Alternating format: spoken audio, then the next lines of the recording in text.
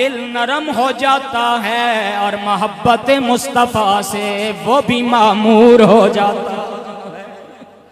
حضور ضیاء الامت رحمت اللہ تعالیٰ علیہ، اللہ رب العالمین کے عزت و جلال کی قسم میں دعویٰ کیا کرتا ہوں اور اکثر کہا کرتا ہوں، کائنات والوں اگر پیر کامل کا مشاہدہ کرنا ہے حضور ضیاء الامت کا نظارہ کر لیجئے،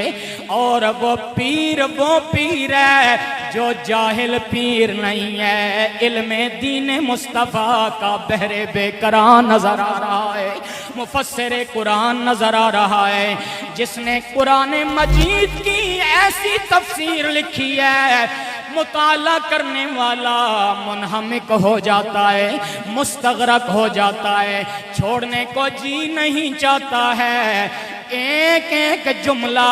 عشق رسول کی